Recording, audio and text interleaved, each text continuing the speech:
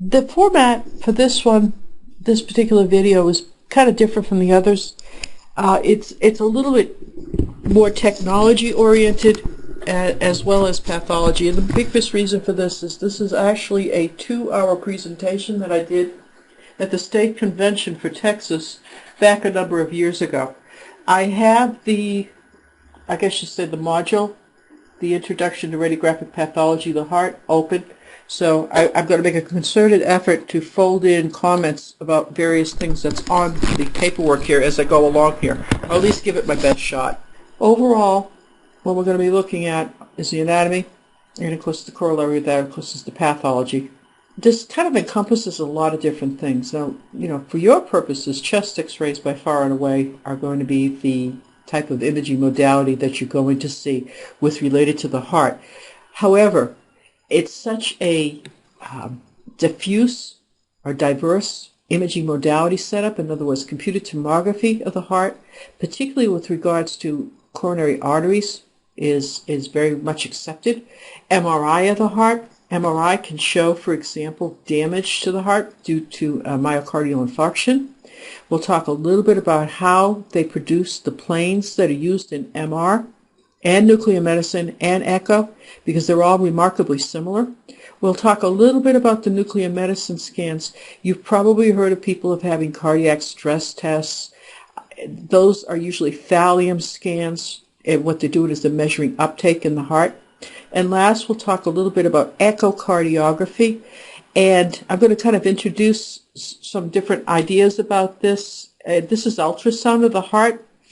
There is a program for this, for example, up at Gwinnett, and that's really specializes strictly in the heart, nothing else. And I bet you thought ultrasound was only for babies. Overall, the cardiac risk factors are fairly extensive.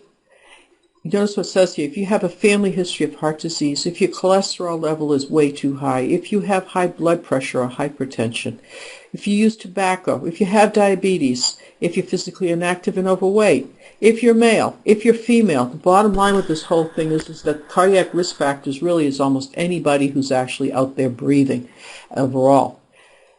A lot of this kind of also bears down on genetics, at least from kind of, I guess you'd say, personal observation on my part.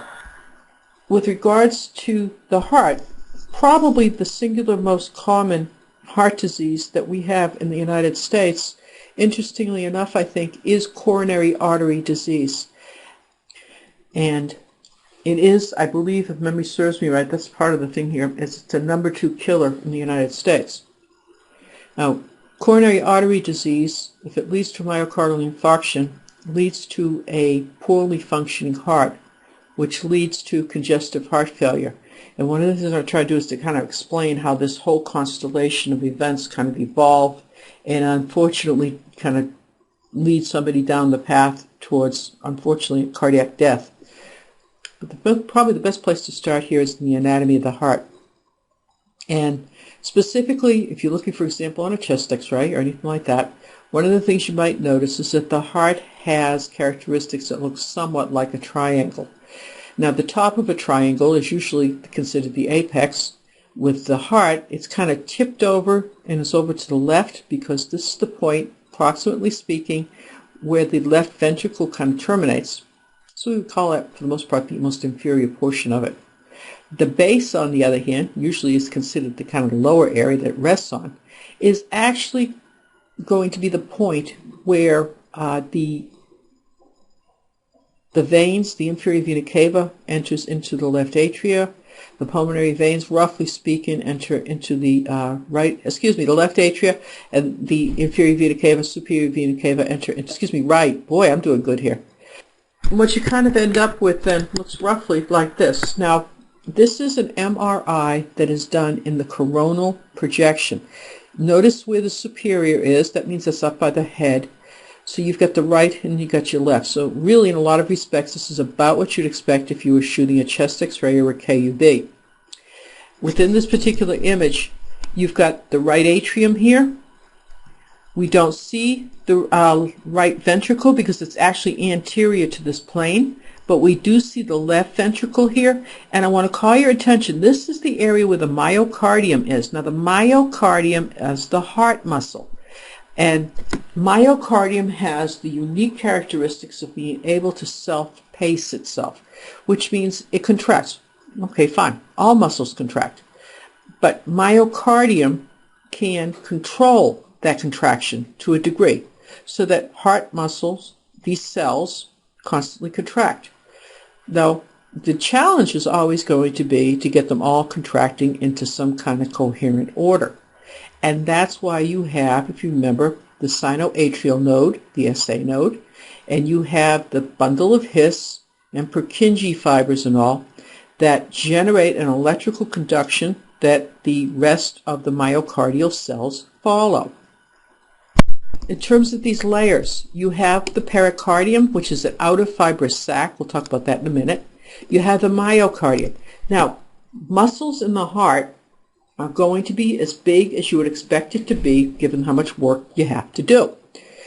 Specifically, the myocardium is going to be relatively small where there is really poor contractions. In other words, around both of the atria.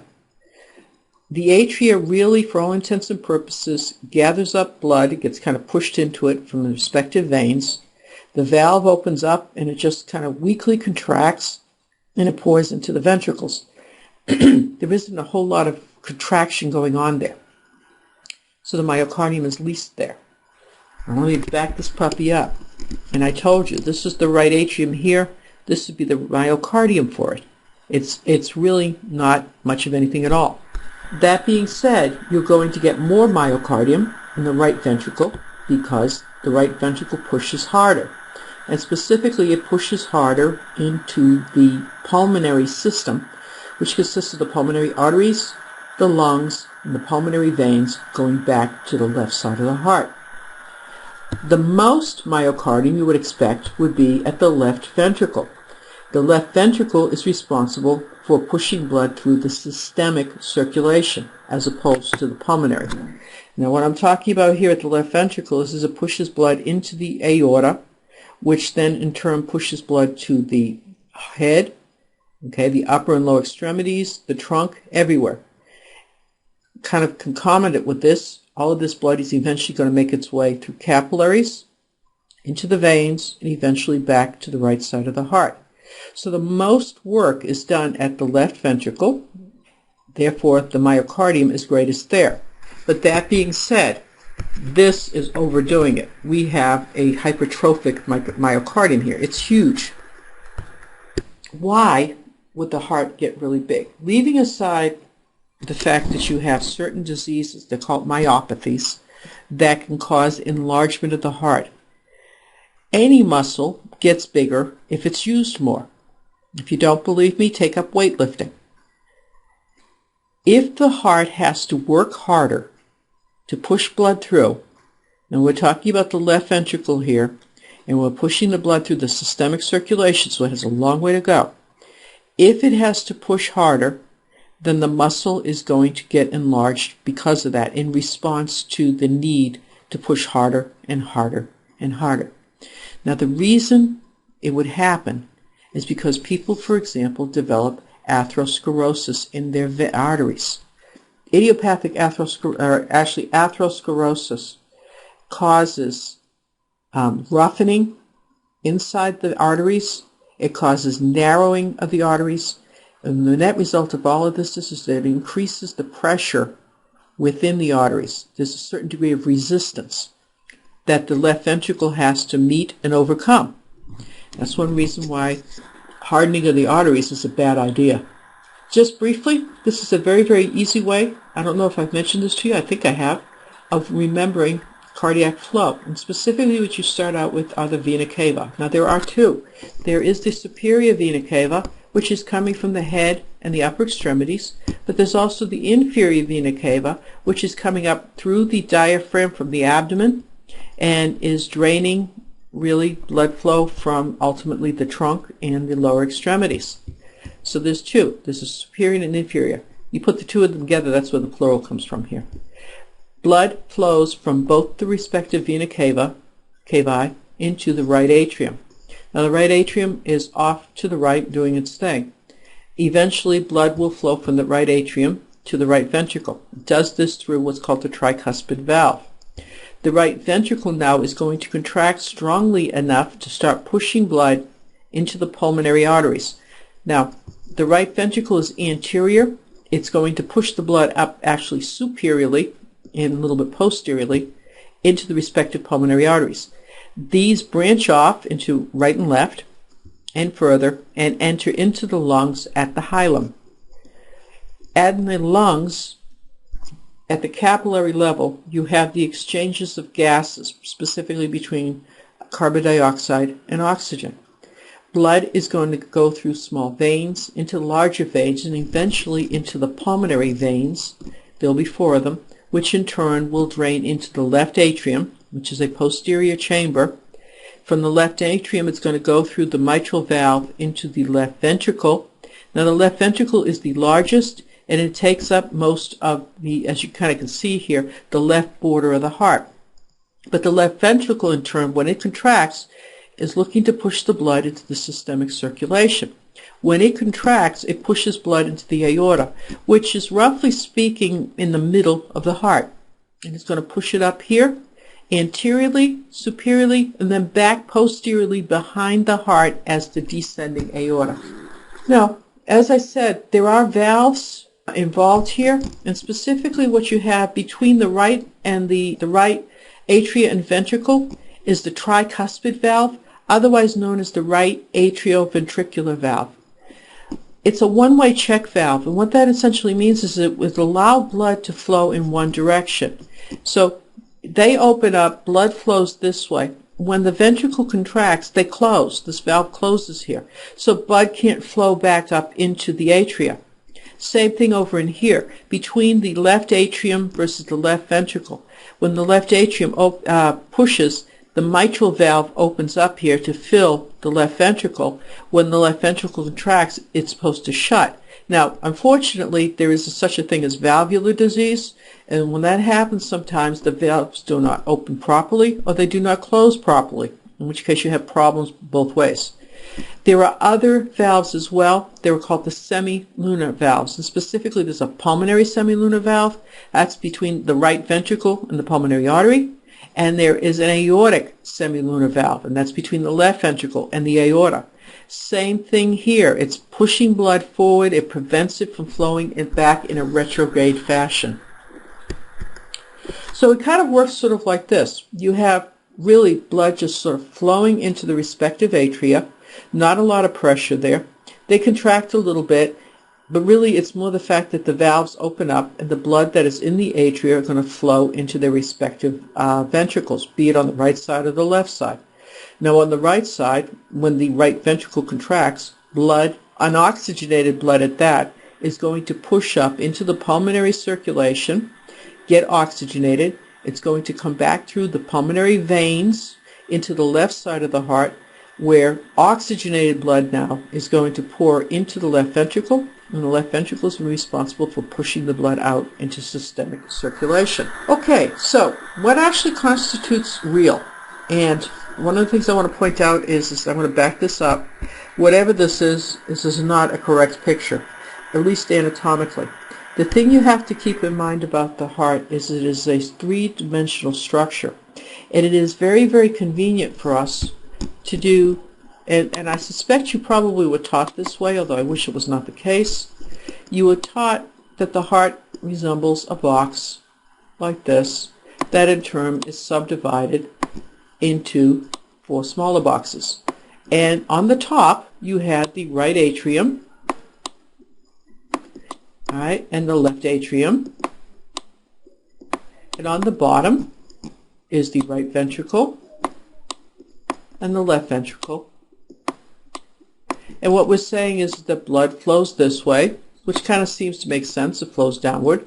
And if blood is over here in the left atrium, it flows downward into the right ventricle. Well, the reality of the matter, and let me back up again.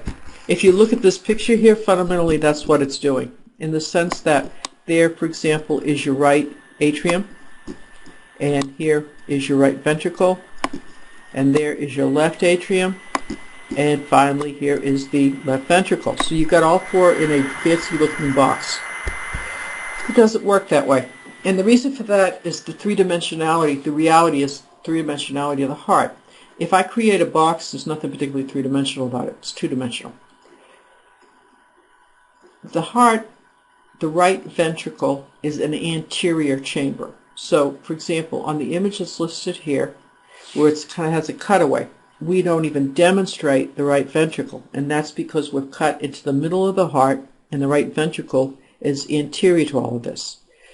The left atrium is also not particularly well seen because that is a posterior chamber. So if you wanted to actually evaluate the left atrium, you almost have to look at a lateral to look at the back side of the heart.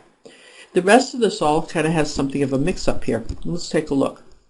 Overall, you see what we got here. There is the right atrium. Here is the left ventricle, right here.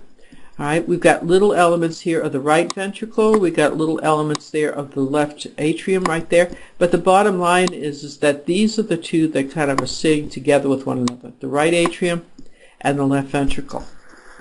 If you look at it from a chest x-ray, I've talked about this in class. I've talked about this with regards to pathology. I've kind of done an overlay. It is not perfect by but it's close. Remember now, what we're looking at overall through here is the mediastinum. And the mediastinal structures, okay, remember this is open in the superior aspects, but it's going to contain the heart, these great vessels, okay, the vena cava, the aorta, the pulmonary arteries and all.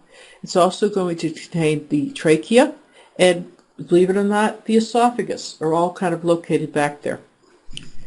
Now, I talked about the superior vena cava. That helps to kind of make up that upper right border, and the blood is going to flow into the right atrium. Now, if you put in, for example, a PICC line, or you have one put in, all right, so now we got a PICC line coming in here.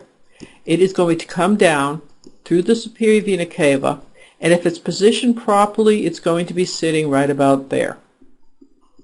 It should be at the junction between the SVC and the atria. So it should be, that's where it's supposed to be. Okay. Now, remember now, blood flows from the right atrium through the tricuspid valve into the more anterior right ventricle. If we have somebody with a pacemaker, they're coming in much the same way here through the venous side, through the superior vena cava, into the right atrium, where it may be or may not be a lead left here. But the main lead, okay, is actually going to come here into the right ventricle, probably about there. If you're thinking that the right ventricle should be on the right side, remember what I said, it's an anterior chamber. Come back up here on the top side. One of the most prominent things you should see is the aortic knob. And really what that is that upper part is kind of going back posteriorly. The hilum is that area here that's going to contain the pulmonary arteries and all. You can kind of see the same thing. This is all pulmonary artery.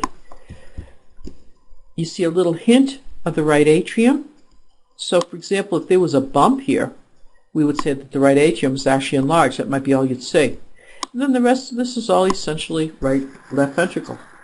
What we're trying to evaluate when we're looking at, for example, an AP inspiration chest x-ray versus a PA inspiration chest x-ray is to set up a situation where the lungs are expanded, the diaphragms are pushed down, and when you push it down, really what you're doing is that you're elongating the mediastinum, giving you a better opportunity to evaluate it. If you have somebody who is laying flat on their back, abdominal pressures can make it difficult for a person to breathe in deeply. That's why we do things upright and not laying down.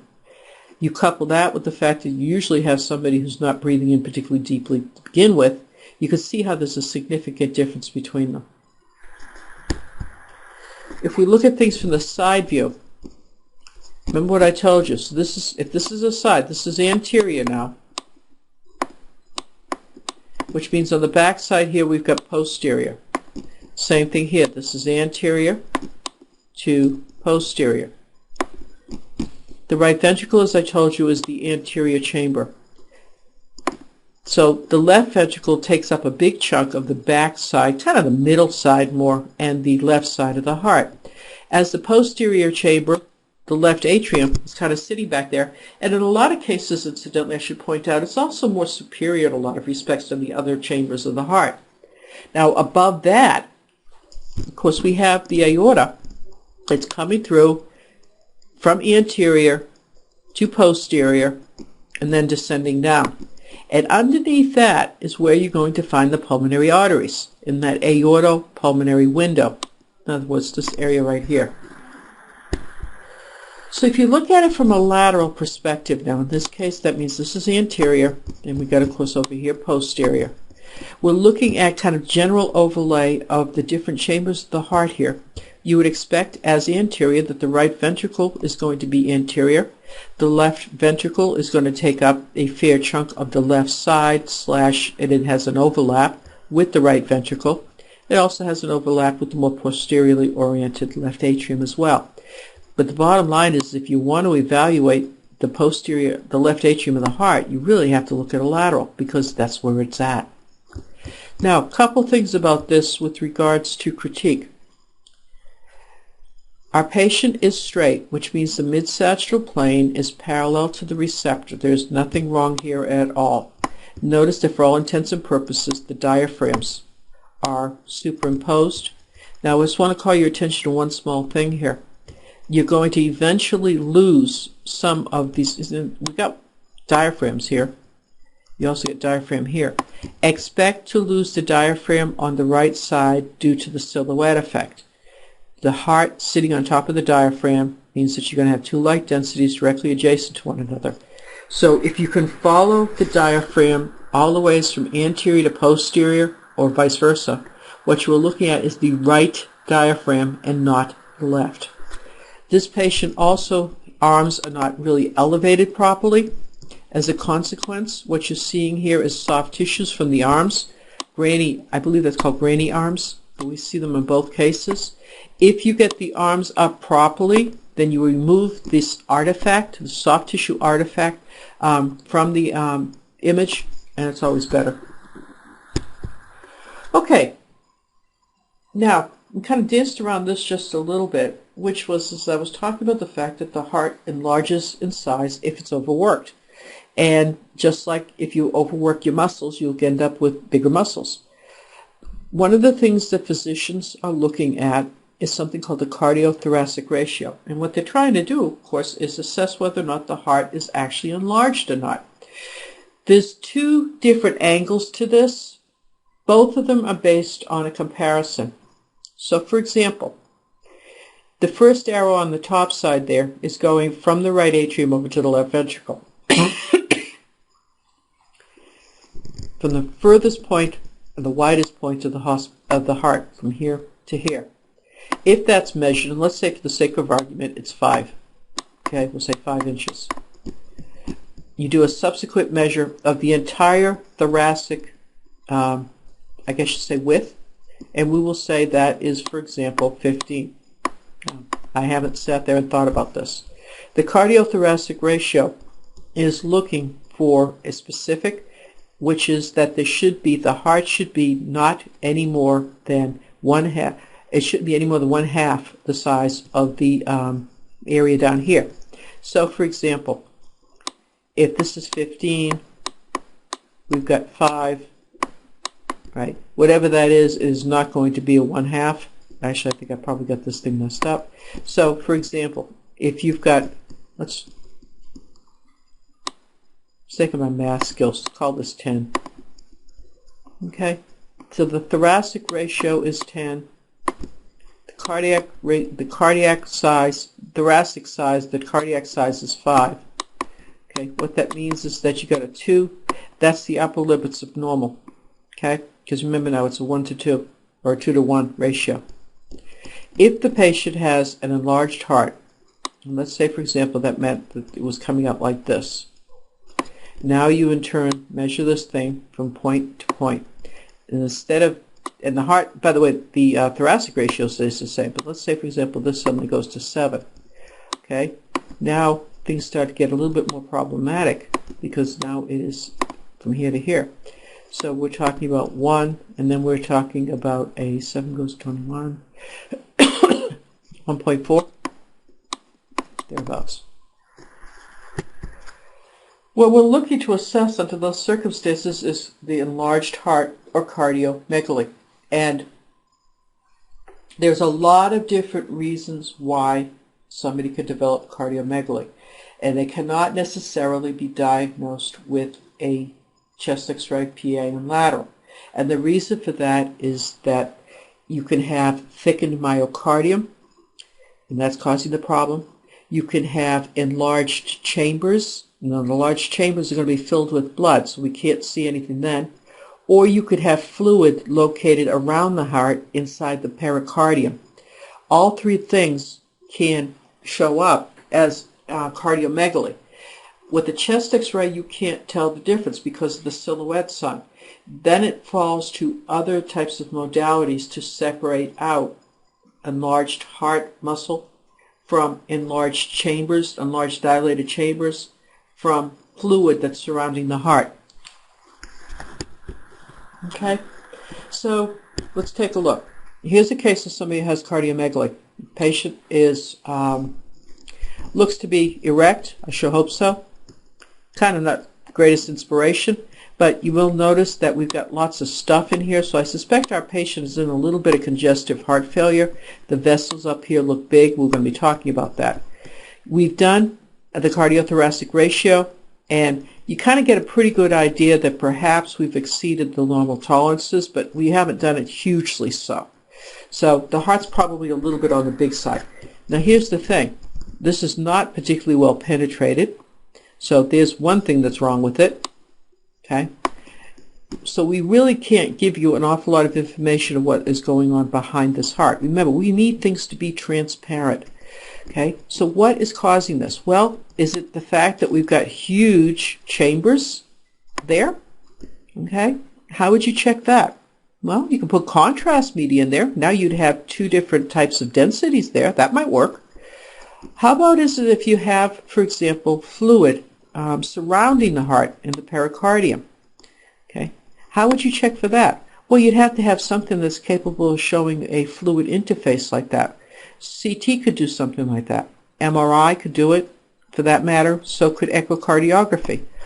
Those are all different modalities that could demonstrate the difference between plain old fluid versus the myocardium in a way that chest X-rays cannot do.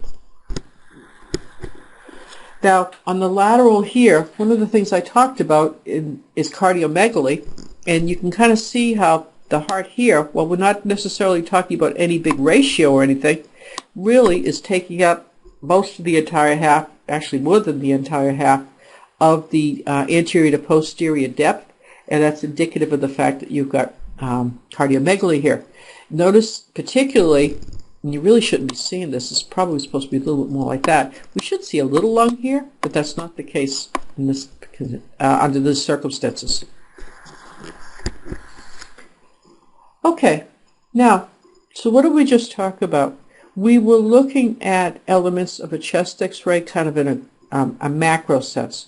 It's important that you get chest X-rays on inspiration in an effort to expand the lungs out for better assessment, and also to elongate the heart to permit more accurate measurements for cardiothoracic ratio to determine whether or not, for example, somebody has cardiomegaly or not. There's different reasons why somebody could have cardiomegaly. We could have, as I said, dilated chambers. We could have thickened myocardium, and those could be hypertrophic. Or we could have, for example, a pericardial effusion where there's fluid that's kind of filling up and surrounding the heart. All right, if we move on, still talking about kind of more structural things than anything at all.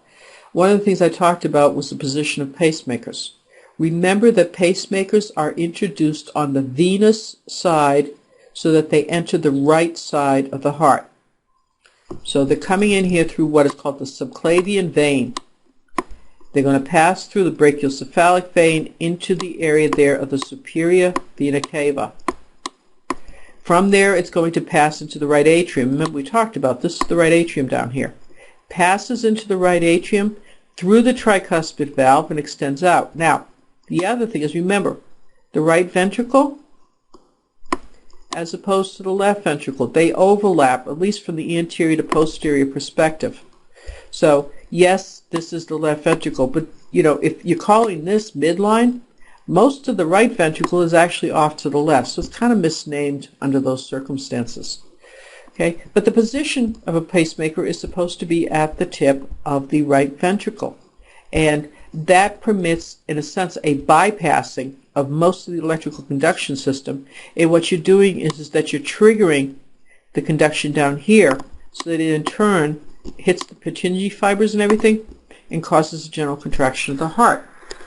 Remember what I was talking about. The sinoatrial node, for example, would be sitting right about here. And it's going to send out stuff to what's called the bundle of His, the AV bundle, I guess. It's also going to go out towards the left atrium. From there, it kind of comes down here. If you have a situation where the conduction system is damaged in some way, you can have what is called a heart block. And what that means is that the pacemaker of the electrical conduction system, which is the SA node, cannot set the pace for contractions. It sets the pace for 72 beats per minute, give or take. If it's not working, then in essence, your AV node here is what's going to take over, and it's going to slow the heart rate down. Okay? If somebody has a heart block, generally speaking, they also have bradycardia. And bradycardia means that you've got a slow heartbeat, and it's generally speaking going to be 60 beats per second, per minute, or less. All right, let me clean this up just a little bit.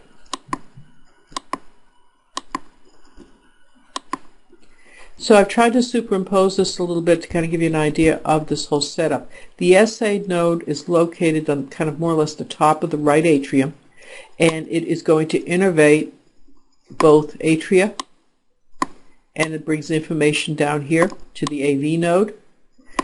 This is the pacemaker of the heart. If it blocks, if you have a heart block where something is interfering with the conduction of the SA node down to the AV node, then the AV node takes over, but it generally will lead to bradycardia. Okay, let me talk a little bit about valvular diseases too, and what's possible consequences of something like that. Not so much in the United States, but overall in the world, valvular disease is the most common type of cardiac disease. Now recall, I told you that coronary artery disease is the most common in the United States, and I think you can probably figure out what the cause of that is. Probably diet, maybe some genetics and all, but the etiology for something like that in a lot of respects is going to be diet. Valvular disease overall, the cause of that, or the etiology in a lot of cases, is somebody who develops rheumatic heart disease, or which is usually coming because of a specific strep infection. Rheumatic heart disease is a disease that has a latency period that can extend out decades. And what do I mean by that? All right, you got a 10-year-old kid that develops rheumatic fever. They're sick as a dog. They get better. All good. But its trouble is it's not all good, because the very organisms that cause the rheumatic fever in many, many cases colonize around the valves of the heart, and then they start growing things. Now, we're not talking about fast. That's what I mean about the fact that the latency period here is huge. As a consequence, though, you end up with growths around the valves of the heart, and that causes interference with their function, and you end up with valvular disease. That's one possible reason. Okay. There are other possible reasons as well. But one of the things that can happen with all of this, ultimately, is that valves either cannot open properly, in which case you can't get blood to flow through them properly, so it starts to back up, or the valves can't close properly. If they can't close properly, then blood that has been pushed forward is liable to back up again, or reflux back into the earlier chamber. In both of these cases, that means that the the initial chamber, let's say for example if we're talking about left atrium, left atrium, left ventricle, if the valves don't open properly, then the blood in the left atrium can't push all the way into the left ventricle. You end up with cardiomegaly, particularly in the left atrium. If the valves do not close properly, okay, now when the ventricle contracts, blood flows, or refluxes if you like, in a retrograde fashion back into the left atrium. You have essentially the same reaction. When I say that the valves do not open properly, really what I'm saying is just that they don't open fully. And as a consequence, they narrow up. The term for a narrowing in any kind of a tube is a stenosis. And stenoses can happen for a number of different reasons, including, as we talked about, this vegetation that's growing around the valves. And as a consequence, it interferes with everything, and so things start to back up. Now, you saw those things kind of moving here. Let's do this again. You can kind of see what's happening here. If you compare normal to the one on the right, which is what do you call it, stenosis, see how it doesn't open up properly? Which means it doesn't empty properly. Okay? You're not getting enough blood out to the systemic circulation. That means the heart has to work harder to get the blood out to the systemic circulation. So what you end up with is an enlargement of the left atrium, because everything's backing up, and then you have a corresponding enlargement of the myocardium of the left ventricle because not enough blood is getting through, so the heart has to work harder to get more blood out into the systemic circulation. So how does valvular disease present on an X-ray? Well, since we've focused on the left atrium, you recall that the left atrium on a plain chest X-ray is going to be located on the left side. All right, there is the aortic knob right there. Notice that it isn't very big at all. And we have kind of a bumpy, particularly there, area that's located, I guess you would say that's on the upper left. This is the area where the left atrium is going to peek through. Now remember, most of it is posterior. Okay, so we have a backup going here, and it's showing enlargement of that left atrium. Now it isn't so much that the rest of the heart is particularly enlarged, because it's not. But the fact of the matter is that you do have that kind of misshapening of the heart here. That is actually telltale sign that there is an aortic enlargement there. And it can happen because blood refluxes back, which is something we call regurgitation, or it can happen because there is a stenosis that allows for insufficient amount of blood to actually pass forward. Surgically, the valve can be repaired or replaced. And in this particular case, we've got a chest X-ray that certainly, if nothing else, is very well penetrated. We can see behind that heart is transparent. You see in the posterior ribs there, for heaven's sakes. Okay, this is the area there where you expect the right atrium to be. And we see a little bit about where that aorta is, but it's not much. But here, you see how this is kind of misshapen. That's the border information that we have for the left atrium. All right, this is right atrium. If I said the other way around, just ignore me. So what they've done is they put in a mechanical replacement here, at least in part, that's going to be in between the left ventricle and the left atrium, so that when blood flows, it's going to essentially flow through here, okay, from the left atrium to the left ventricle. You will notice that there are other things present on this X-ray. For example, what you are looking at are wires, and what they've done is they've twisted this like it's a twist top. These are wires that are on the sternum. This patient has had their chest cracked and had cardiac surgery, and then everything was put back, and really what they've done is they've wired the sternum shut, and that's what you're seeing here. During the course of having that cardiac surgery, they replaced the valve. Now I wanted to call your attention to some other things here. There's a little clip right there. At the same time, there's another little clip over here. What they have also probably done are coronary arterial bypass grafts.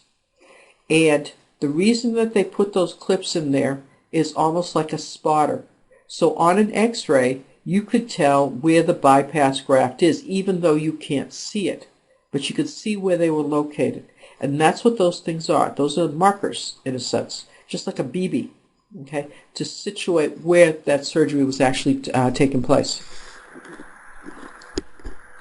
Here's another case, although I think it's pretty safe to say this one is not a PA upright and all. But like the other one, we've had surgery, and you've got a very, very wide mediastinum here, most probably because this is relatively soon after surgery. If you crack somebody's chest, you can see the wires are here, so they opened up the sternum and all. And then you monkey around with here with surgery. It's sort of like anything. If it gets monkeyed around with, it usually develops an inflammatory response. Now remember, an inflammatory response is a non-specific reaction to injury. And specifically, it's because, or what it means is that there's probably edema, swelling up in here because of fluid. There may be blood in here and things like that because the patient is post-op. And it's causing something of a widening of the mediastinum. Some of this also, by the way, should be the thymus. And remember that we've talked about that. So please don't forget. Now, this patient, when they had surgery, it's a kid, so we're not worried about coronary arterial disease, but the kid has had a aortic valve replacement. Now, how do I know the difference? Well, let's just back up for a moment. There is a mitral valve replacement. See what it is. It's more situated kind of in the middle of the heart. Aortic valve replacement is going to be between the left ventricle going to the aorta. So really the flow is kind of like this, and then kind of coming down that way. The other one, on the other hand, is going from the left ventricle over to the left, from the left atrium over to the left ventricle. So it is situated somewhat differently. From a side view, you kind of have to remember here that the aortic valve is usually the anterior part, more or less, and the mitral is usually going to be back. And the way I try to do it is the aorta is A, and that becomes before the mitral valve. So if I have the two of them there, this would be aortic, this would be mitral. There's other things in here as well too, isn't there? Okay. First of all, the sternum is wired shut. And again, you can see how they got the little twisty things going. In addition, there is a line in here that's extending down and terminating at this point right here. It's a pacemaker. Its pathway here is along the right side of the mediastinum, and specifically we're talking about the SVC. That's going to take it down to the right atrium. And remember, the heart and everything else is a three-dimensional object. We are looking at it on a two-dimensional film, so everything is superimposed.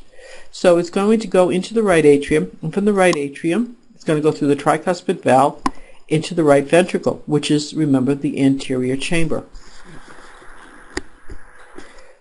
So here we've got a boatload of different things in this rather twisty, convoluted chest X-ray. Specifically, it was called this number 1 as the AP or PA.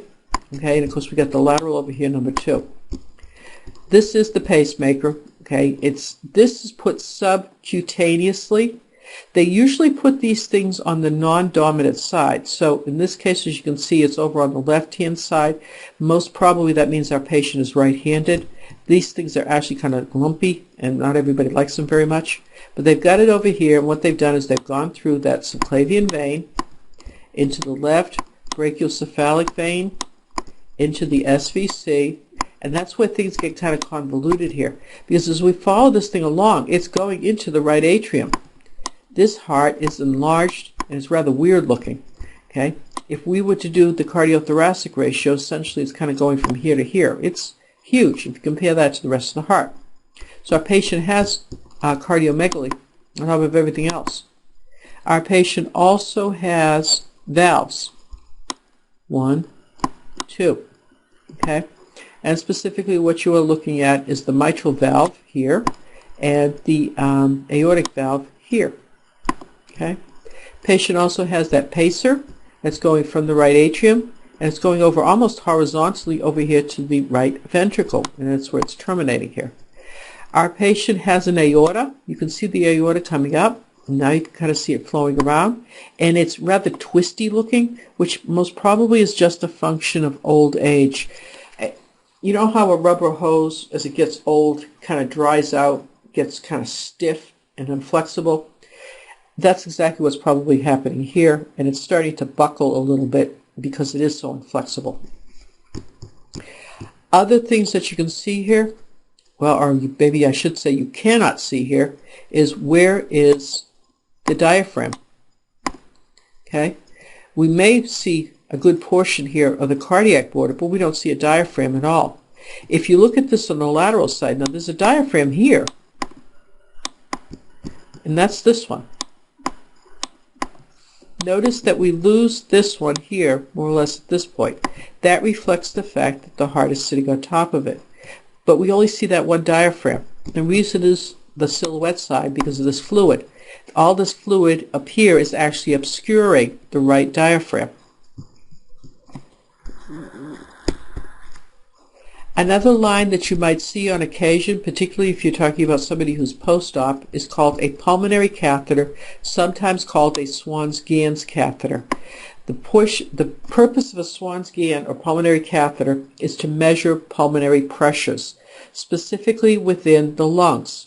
So these are threaded through just like pacemakers, just like PICC lines, but they're going to go past that point. If it's a PICC line, it should be stopping here. If it's a pacemaker, it should be stopping right about there. This one keeps going up into the pulmonary artery, and then it's either going to go to the right, as this one is, or to the left into the branches of the pulmonary artery. And what they do is that it's attached to a balloon catheter, and they block it, and then they measure pressures. Now, why would they do that? Well, the pressures inside the lungs can increase, particularly if you're talking about a situation of somebody going into congestive heart failure. Now, they put one in here. This is very, very difficult to interpret because this is a seriously post-op, cracked chest x-ray. One thing you can see here is that the mediastinum is completely obscured because it's been wide open, and there's a whole boatload of inflammatory process going on here. So there's a huge, wide mediastinum. I would be willing to bet you a lot of this is blood that's there following having surgery. Our patient also has sternal wires, as you can see here, with the twisty things. This one's kind of an interesting one here. It's a different technique. Patient has an endotrach tube. It's in a pretty decent place. Our patient also has that pulmonary catheter. Now, how they put this one in is kind of interesting. They actually went in through the jugular vein up in the neck, and you can see it there. So it's coming down this way from the jugular vein, or in this case we could say it's coming down this way, going through the superior vena cava, through the right side of the heart, into the pulmonary arteries. Now, if you follow this thing though, there it is right there. Really probably needs to go further than that. They just haven't pushed it through. But as things stand, it's gone from the SVC into where presumably the right atrium is, should be right here, presumably into where the right ventricle is, and on up into the pulmonary arteries. But then it kind of stopped.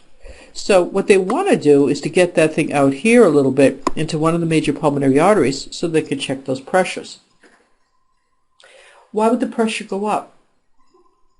Well, generally speaking, pressures are going to go up when things start backing up. And it's kind of important to understand that when things start backing up like that, there's not enough blood going forward. So coupled with the fact that you literally don't have enough blood going forward to begin with, your body is actually starved for blood in general anyway. And if that happens, then the kidneys will respond by increasing your blood pressure to get more blood out there to the body for systemic circulation. They do this through a enzyme that's called angiotensin. Now there's a whole constellation, you might remember this from physiology, of angiotensin, renin, and aldosterone. Between the three of those compounds, it pretty well mediates blood pressure and the like. A lot of this is being mediated by the kidneys because the kidneys are the water meters. And if you don't get enough blood through, then there isn't enough water, if I could use that term, and the kidneys say, work harder, I need more. That means that your blood pressure is going up because of something like this. that means that the heart is actually having to work even harder when it's already in a very, very bad way. As you can imagine, things can get out of control quickly, and the next thing you know, you're sitting in the emergency room with congestive heart failure. Okay, this actually seems like a good point to stop, mostly because I'm tired, and we will pick this up starting to talk about the pericardium.